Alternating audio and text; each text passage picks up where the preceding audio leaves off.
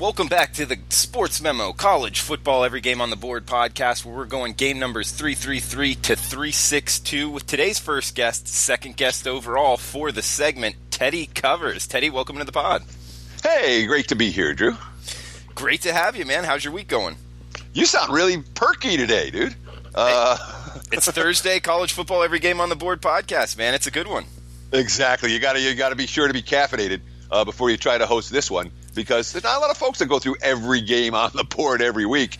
I give you credit for sitting through all of us talking for all this time. That being said, I know the listeners love the Thursday show. It is loaded with good information, and it's been a pretty good football season for a lot of guys at sportsmemo.com, myself included. It's been a real good week. The NBA's clicking right now. The NFL's been real good all year, and I'm still well over 500, 56% for the season in college football. I want to be higher. I expect to be higher, but when you're hitting 71% in the NFL and 71% in the NBA, I'll take 56% in college. I can't look at that poorly.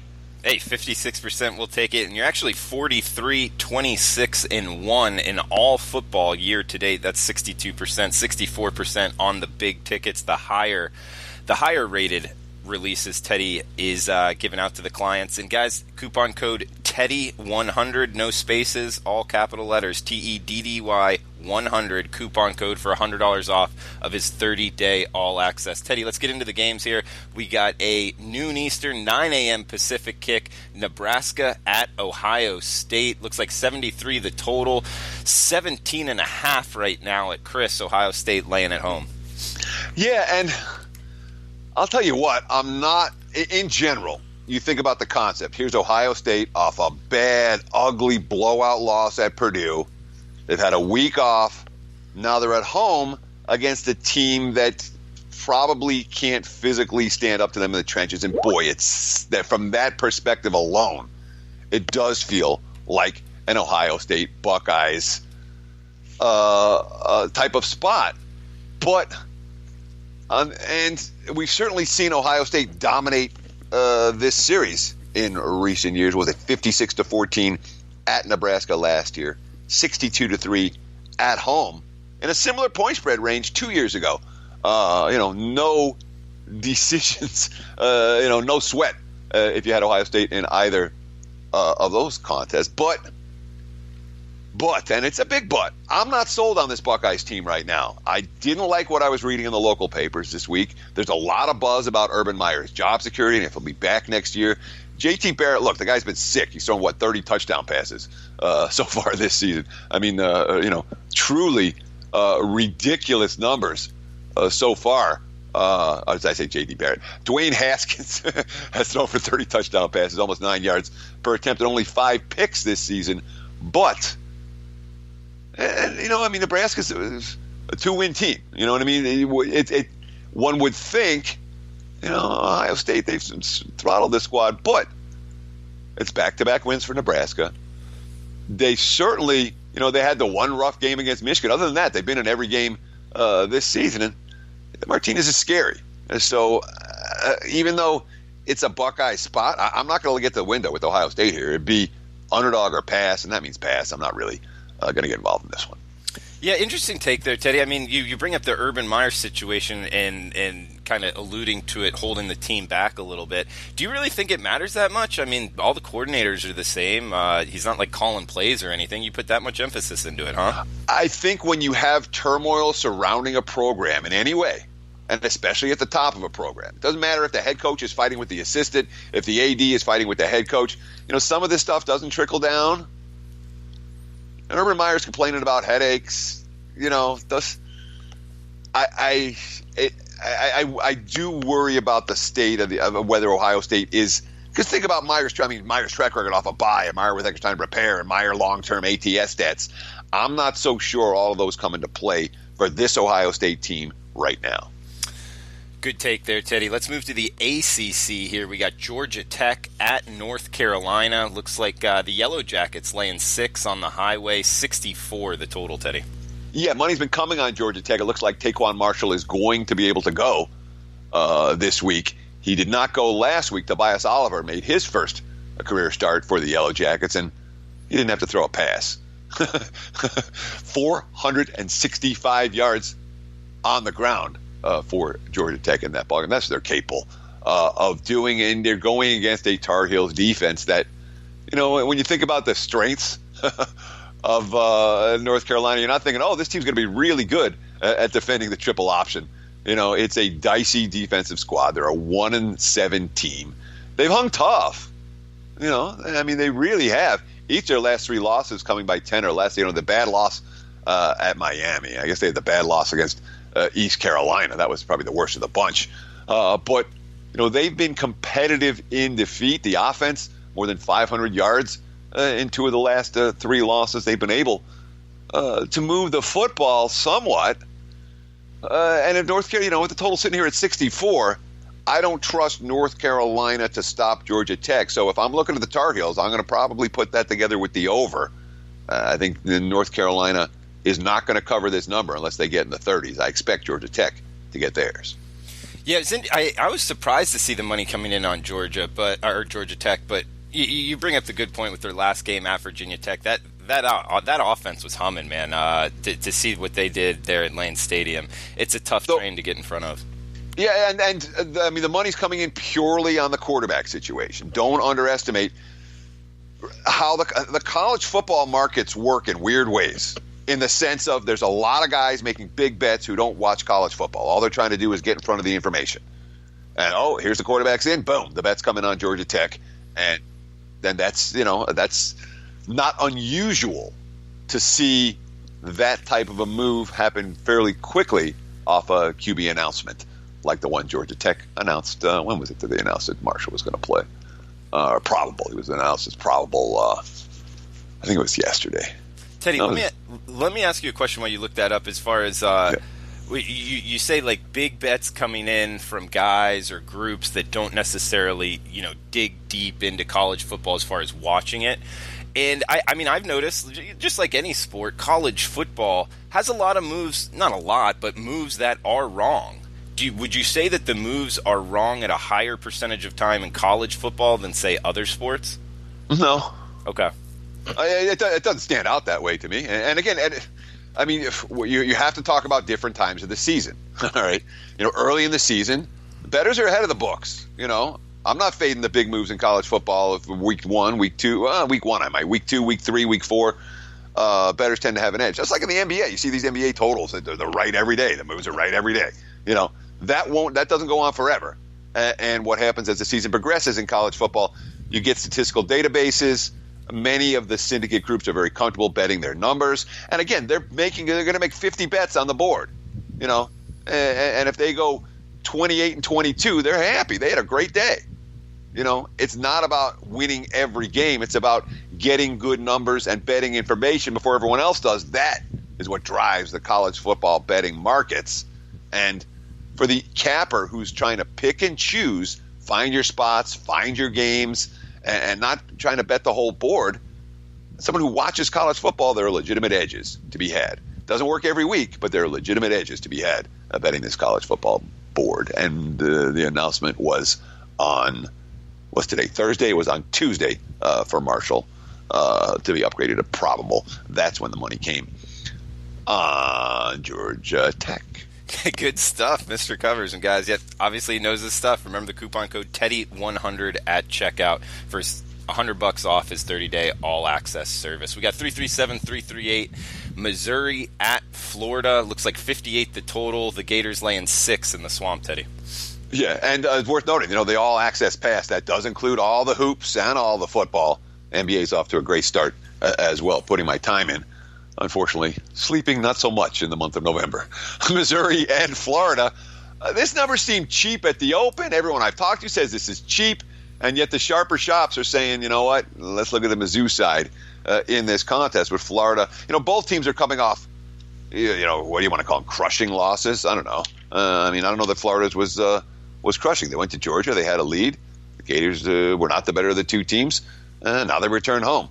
Missouri, that was kind of a soul-crushing loss. The way that game went down against Kentucky, where the offense, and this is the Missouri offense. We love Missouri's offense, right? They had 0 first downs in the second half at home last week. 0. They still almost won the game. It wasn't for a punt return touchdown, but they lost. in the last minute, after a pass interference call. It was really the type of loss that is supposed to stick with a team like the Tigers. And, from a defensive standpoint, here's a Missouri offense that didn't work last week. Here's a Gators defense that has been capable of controlling games this season. The line does feel short. I think but at the same time, somebody knows something here because the line hasn't moved up. And like I said, some of the sharper shops are leaning in the other direction. And that concerns me on the Florida side here. It really does. I lean Gators, but this is one that it's like everyone's leaning Gators. And I think it's going to stay in the lean category. They're not expected to get to the betting window. With Florida against a team, Franks has been better than expected, but Drew Lock is a better QB here, and that concerns me when you're talking about a team catching nearly a touchdown. Yeah, I agree with you. Drew Lock's the better quarterback, but Teddy, against the better defenses, he really hasn't performed that well. And this under a touchdown, man.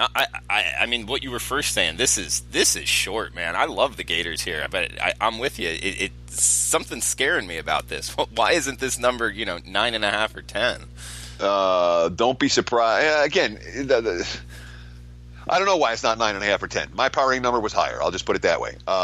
Missouri getting some love, and maybe there is a letdown here for Florida. Or maybe Florida, in some ways, you look at Florida and say, look, the markets have been right on this team all year. From the loss to Kentucky, the Gators have been essentially an undervalued commodity ever since. And this point spread might well be showing it. Good stuff, Teddy. We got 339, 340 in the ACC. Go from Gainesville down to Miami. 51 the total with Duke traveling down to Miami Gardens here to take on the Hurricanes. 9.5 the Canes laying at home. How do you look to bet this one, Teddy? Well, let's see. Duke gave up 448 yards on the ground against Pitt last week. Oops. And let a big lead get away in that ball game. And, that's something of a concern for me because when you look at Miami, what does Miami want to do? All right. They do not want to force, whether it's Perry or Rozier, and it's supposed to be Rozier again this week. They do not want their quarterbacks to have to chuck downfield. Miami's going to win games when they are able to control the line of scrimmage, pound the rock, and rely on their quarterbacks for play action and the occasional downfield throw. But it's all based on running. And Duke obviously has been very, very vulnerable to the run in recent weeks. 3 losses in the last 4 games for the Blue Devils, all of them by more than a touchdown, and all of them as favorites. But, we bet against Miami last week at Boston College. I didn't think the Canes would be able to weather the BC rushing attack, and they couldn't in that ballgame. But it was more about the offense. The offense could not get going against that Eagles front. They may have more success here against a Duke team that, boy, they've enjoyed pretty dominant performances against in recent years. Last year, Miami beat them 31-6. The year before, Miami beat them 41-20, and it's 4 consecutive point spread covers, wins and covers for the Hurricanes, even though in one of those games they were underdogs, 10-point dogs, in fact, at Duke. Back in 2015. But it's been a fairly one-sided series, and it is, in theory, a bounce-back spot for the Hurricanes with a little bit of extra time to prepare against a Duke defense that does not handle the run particularly well. Teddy, we got another ACC contest here with FSU traveling to take on North Carolina State. Looks like 53 the total, with NC State laying 9 at home. I can only take the dog. I can flat out only take the dog. Look, last week was last week. All right, Florida State quit. Everyone knows it. Taggart knew it. The markets knew it. 59-10, no-show ball game. Taggart called everyone out after the game. Now, this is Willie Taggart, all right, who we say, Willie Taggart, yeah. Willie Taggart, okay, on the road in his coaching career. Okay, just as a visit, this is the criteria for Willie Taggart for this point spread record. Away from home. That's it. Favorite, underdog, doesn't matter. And this is a Taggart. He, very successful head coach at Western Kentucky. Very successful head coach at South Florida. Nothing at Oregon. He was only there for a year, and now here at Florida State, he's only been here this season. But in those previous stops and this season, 31, 16 against the spread just on the road. That's all. That's the only, a significant sample size, and a head coach who has absolutely gotten his team to step up in hostile environments. Not once, not twice, over and over again. They were embarrassed last week. The offensive line is dismal. DeAndre Francois has been, everyone knows that the markets aren't sleeping on what's happened to Florida State this season. But it's not like things are going great for NC State right now either. They blasted by Clemson last week. Ryan Finley throwing the ball all over the place, and they still give up 51 points in the loss to Syracuse. Isn't it a defense I can lay a touchdown with? Florida State's got the better defense here by a wide margin, and in theory, it's supposed to be a Seminole spot. We learned a lot about Florida State this week. All right, we learned a lot. We learned everything about Florida State. I think they step up, and I wouldn't be surprised if they hang tough against the Wolfpack. And I'm a little bit surprised at how much money's come on the NC State side of the equation. Although, there are concerns about how healthy Francois is actually going to be for this ball game. Yeah, it's moving up over the key number of 7, 6.5 to 8, even 9 at some shops. So a lot of money coming in on the Wolfpack. We got 3-4-3, 3-4-4 here. Memphis versus East Carolina. Looks like Memphis 13 on the highway, 64.5 the total. This is another number that looks kind of short here, Teddy. I mean, East Carolina, got beat down by UCF with a backup quarterback, even though they were at home. Now Memphis coming in. I could see kind of same profile type of offense from Memphis. This one could get ugly. What do you think? East Carolina under Scotty Montgomery. Scotty Montgomery came into the season with a 5-17 point spread record in his 2 years in Greenville. That's not so good. Far this year. So far this year, East Carolina's 2-5 against the spread. All right. So we are talking at 7-22 ATS. I believe it's the single worst point spread record of any head coach in college football right now, Montgomery. And they pulled the upset. They pulled the upset over North Carolina. They hung tough against South Florida. That's it. The last 3 games, Temple, they lose by 43. Houston, they lose by 22. UCF, they lose by 27. Defense unable to get stops in any of those ball games. Offense unable to move the football in any of those ball games. Now, Memphis's defense is nothing like Temple's or Houston's or UCF. It is a big step down in class defensively.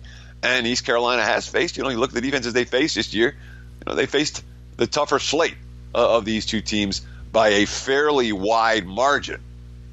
Being said, Memphis, we trust that offense to score. East Carolina, not so much, but I don't think it's short. Memphis, a team you're excited about laying 12.5, 13 on the road with? Not me, and not against an offense. It's one thing if the opposing team can't score.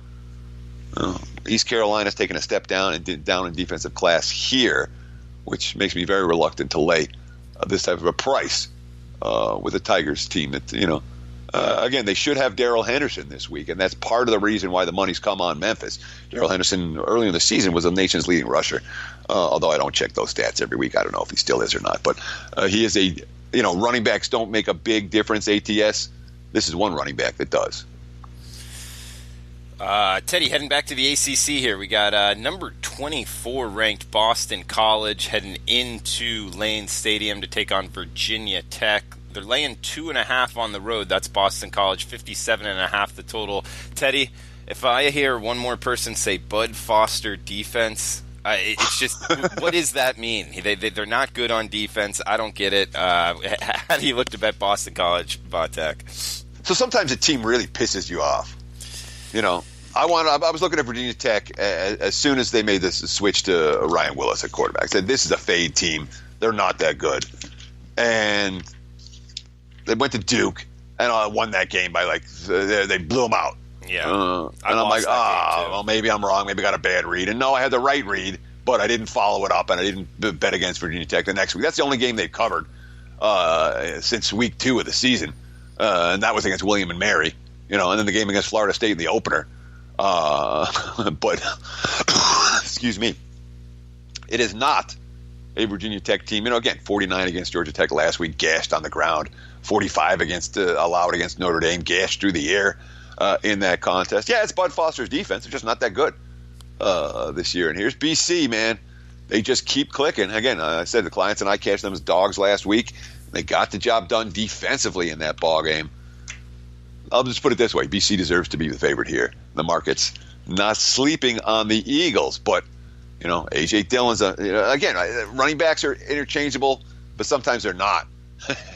And even though BC's got multiple guys averaging better than 5 yards per carry, A.J. Dillon likely to be a problem for the Virginia Tech Hokies defense. Yeah, he's a next-level guy, and I agree with you. I think Boston College is the side here. Teddy, moving down, we got an interesting handicap, to say the least, in the Big Ten. Michigan State at the Maryland Terrapins. You know what that means? Maryland's involved. DJ Durkin, if you've been watching any sort of Fox Sports or ESPN, you've heard what's gone on there. But either way, Michigan State is 2.5 or 3 on the road, so a good one to shop around. Make sure you're getting the right number on a key number here. 46.5 the total.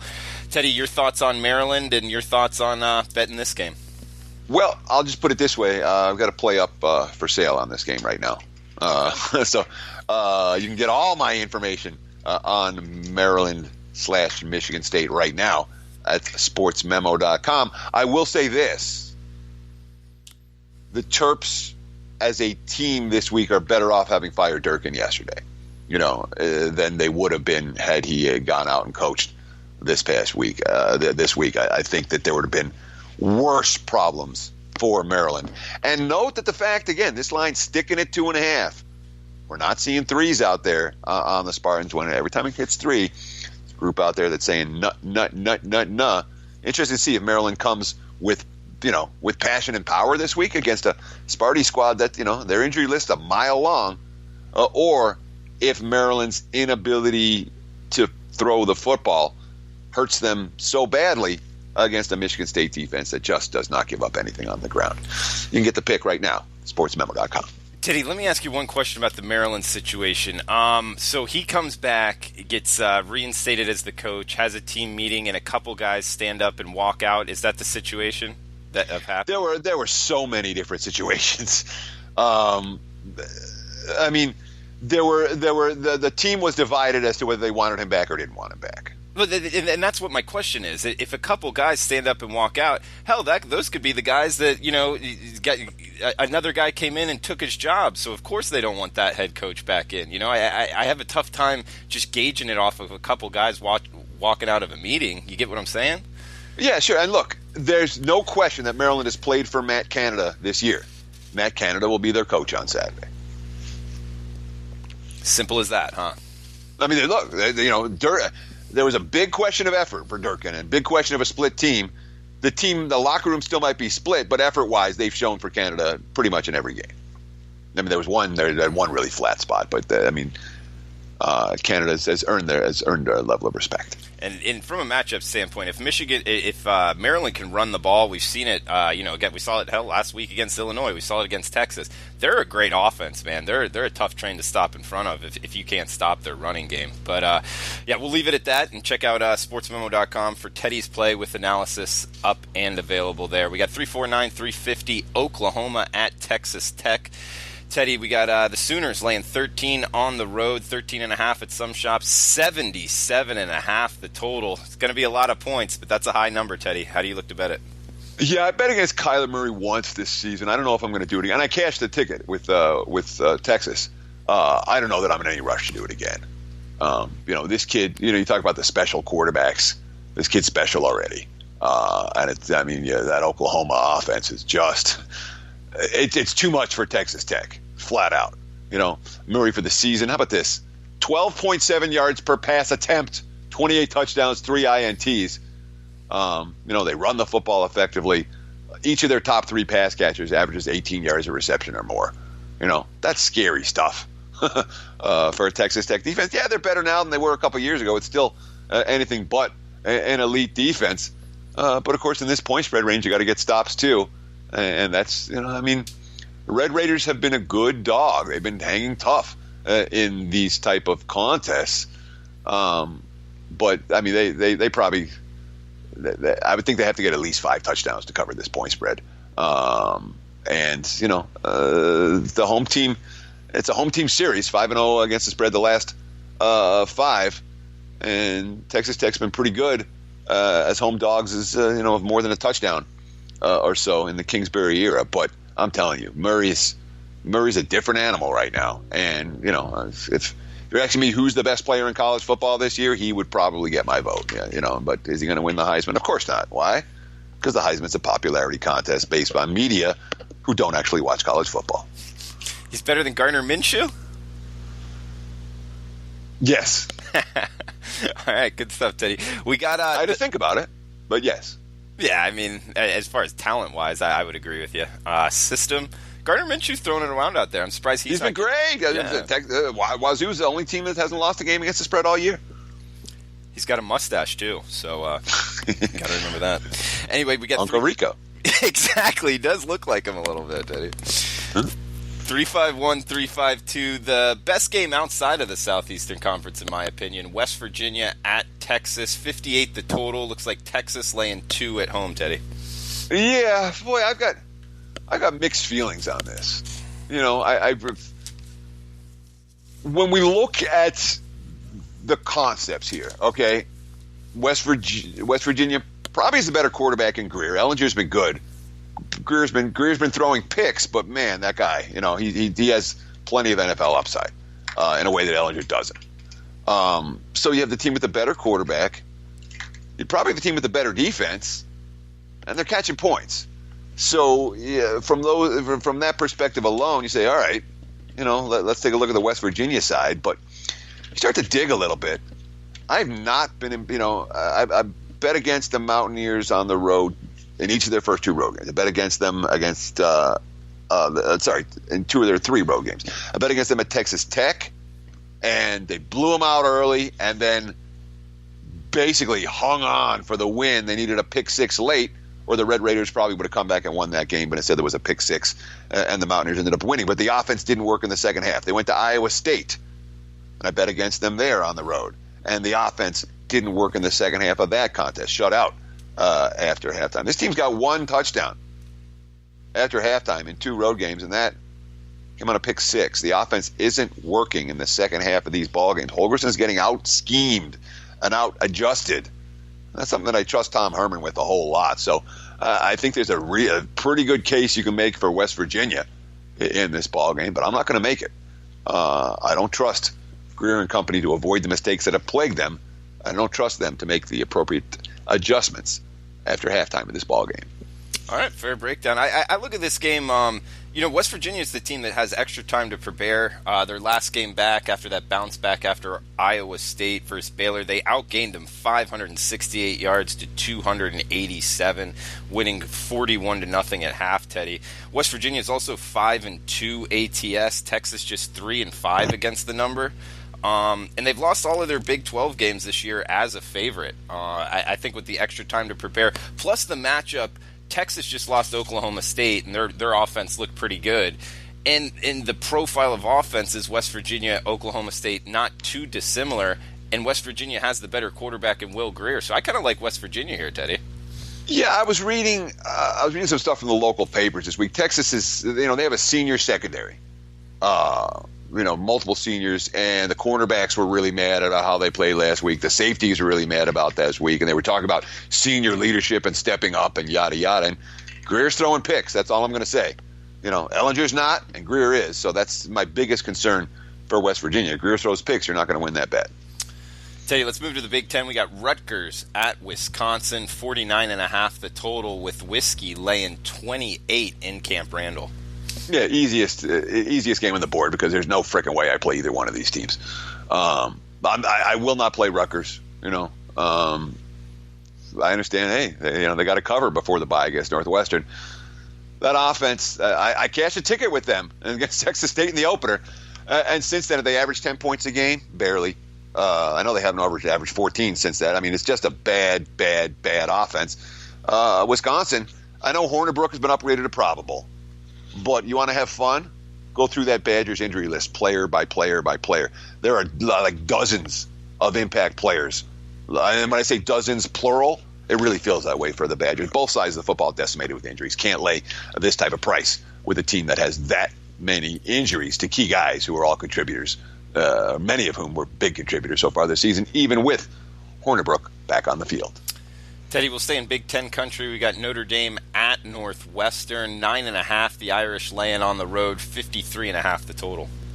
Yeah, and it's one of these deals where, the point spread trade with Northwestern. And it's fun to watch gambling stuff become mainstream a little bit, where the major networks are picking up on it. But we've absolutely, everyone, the underdogs are 8-0 in Northwestern games. They're 0-4 as a favorite and 4-0 as an underdog. And, that's built into the number, okay? That's not anything that the betting markets are sleeping on whatsoever. But real interesting. They lost Jeremy Larkin, who was forced to retire. And I'm not a running back guy, and I keep talking about all these running backs that I like. But, they lost Larkin. I'm like, oh, boy, this team's in big trouble, And what's happened is the Frosh has come in and been an absolute monster for Northwestern. Back-to-back 100-yard games for, what's the kid's name? Give me one second. Isaiah Bowser, the Frosh. Back-to-back 100-yard games. And lo and behold, if Northwestern's going to win, Clayton Thorson going to cover. Clayton Thorson's not going to light up Notre Dame's defense. All right, Thorson can make a handful of plays. It's not a Northwestern team that's loaded with playmakers on the outside. They have to ground and pound. That's their only shorten the game, keep Ian Book off the field, and run the football with their young tailback. And obviously, in theory, they're supposed to be capable of doing that. But Isaiah Bowser is going to have a big game for the underdog trend to continue for Northwestern. Look, Notre Dame's a real deal, but now all of a sudden here we are in November, and it's the undefeated team laying points on the road, and that's not something I'm real excited to do at this time of the year, especially with a program like Notre Dame that hasn't been in these, ultra intense late season must win type of games in recent years. The Irish, it's been a while since they were playing for BCS Bowl. What was it, 2012 or 2011 back when they got play? They lost to Alabama. I remember that. It was pretty ugly. But it's been, they haven't been in these type of pressure spots. And look, we all love Ian Book, and Ian Book's thrown for 400 each of the last, 3 games. And the Irish offense is scoring more than 40 points a game with Book at QB, and they're coming off, I'll call it a push. I grade it as a push, where the line bounced between like 21.5 and 23 against Navy last week. Navy, who's 1-7 ATS, by the way. And, they got a push. They won by 22 in a game that they controlled. Notre Dame's a better team. They're a lot better, but this isn't the type of time of year where I'm all that interested in. Oh, we're number 3 in the country, and we're number 3 in the BCS standings, and we're laying 9.5 on the highway, and it's just against a team that all they do is cover as dogs. I'm not going to do it with the Irish, regardless if the matchups say I'm going to. We got the Gophers in the Illini, Minnesota at Illinois. Looks like the Gophers laying 9.5 on the road, 64 the total, Teddy. Yeah, again, I talked about I'm not going to play Rutgers. I'm not going to play Illinois. When you're talking about the very worst teams in college football, yeah, they'll have a good week. Once in a while, you'll lose a bet. They'll cash a winning ticket. But, you say, how many point spreads is Illinois going to cover in their last 4 games? Minnesota at Nebraska, Iowa at Northwestern. Lovie Smith would be thrilled to go 2-2 ATS in those games. You're not making profits with these type of teams. Things have gone from bad to worse for the Illini. They can run the football. They run the football extraordinarily well. But when you're giving up, they give up 431 on the ground last week, 357 the week before that, 227 the week before that. They give up 387 to Penn State, et cetera, et cetera. We know what Minnesota's game plan is going to be. It's going to be hand the football off. If that's enough to cover this number, well, it might be. But on the other hand, are the Gophers the type of team that you're excited about laying, 9.5 on the road with? I'm not. Minnesota is pedestrian offensively as it gets. Nearly blew a big lead against Indiana last week. Got a late score to win by 7. And, they'll be happy to win by 7 here. Row the boat? No, not this week. Sorry, Fleck. Not this year. Minnesota's still a year or 2 away from making any kind of noise in the Big Ten and being a team I would even consider to lay 9.5 with on the highway. Teddy, we got some action on a Saturday. Doesn't happen a lot this time of year. We got, with the MAC always playing on Tuesday, Wednesday type games, which I'm a big fan of. But either way, we got a battle of directional Michigan schools. Central Michigan at Eastern Michigan, 46.5 the total, with Eastern laying 13.5 at home. Yeah, and this one I'm interested in, actually. I definitely look at the Central Michigan side, plus the points in this ballgame. Divisional rivalry, or look, Eastern Michigan's in Ypsilanti, Central Michigan's in Mount Pleasant. It's about a 2-hour drive, maybe 2.5. But it's all the kids are all these are all kids that play together in high school. It's the same recruiting base in Michigan. The kids that are good enough to play college ball but aren't good enough to get scholarships from the Big Ten squad. So these are legitimate rivalry games. Every time Eastern and Western and Central plays, you want to be on dogs, and the point spread in these games tend to be short. And here we're looking at 13.5. I understand how Eastern's been pretty good. And the last 2 weeks, finally, Eastern Michigan stopped playing games decided by a field goal. They've been back-to-back competitive contests, or non-competitive, one a win and one a loss for Eastern. They got beaten up pretty good by Army last week. Central got beaten up pretty good.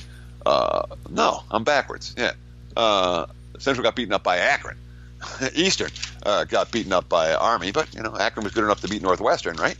Although they are a good defensive squad. Bottom line, this is a rivalry series. Eastern Michigan, not the type of team that finds it easy to win by margin, and they beat them. They beat Eastern last year by a dozen. Last trip down to Ypsilanti, they lost by 5. I don't see this as a two touchdown win for Eastern Michigan. Although I'm betting on the chips right now. Again, it's a bad football team. I don't like to bet on bad football teams, but it's not a hopeless team. It was supposed to be a rebuilding year. I do expect them to get better eventually. Might be a year or two away. Bottom line, Central or pass for this better. I don't think that Eastern can lay this number. Teddy covers 43, 26, and 1 all football, NFL, and college football on the year, 62%, 64% since the beginning of August on his big tickets. And you can use coupon code TEDDY100 at checkout for $100 off his 30-day all access, which also includes all sports. So you're getting his NBA, which is hitting at a 71% clip so far this year. Teddy, last game up, 361, 362. Battle of the military academies here. Air Force at Army. Looks like 43 the total, with Army laying 7. Yeah, and Air Force can capture the Commander-in-Chief's trophy with a win here. They blew out Navy earlier in the season. I was on the wrong side of that game, and it was a one-sided affair. The Air Force dominated. They've been a better team. The Air Force got off to such a rough start this season. They've been a much better team since. And of course, they had the win over Navy. They hung tough against San Diego State, covered the number there. They beat UNLV and hung 41 on the Rebels. And then last week against Boise, and you cashed a ticket if you were able to shop around there. They hung 38 on the Broncos. Although there is one fatal weakness for this Air Force defense: they can't stop the pass. Oops, that doesn't matter against Army. So that certainly works in their favor. And, of course, they've gone back to Isaiah Sanders at quarterback. Back-to-back 200-yard passing games for Sanders and the Falcons. Hey, Army's really good. They're not a team I'm in any rush to step in front of. But if I'm playing this game, I would look at the Air Force side in a rivalry game that is very meaningful, and a team that's playing better now than their full season numbers would indicate, and a team whose weakness their opponent can't exploit. Air Force or pass for this better.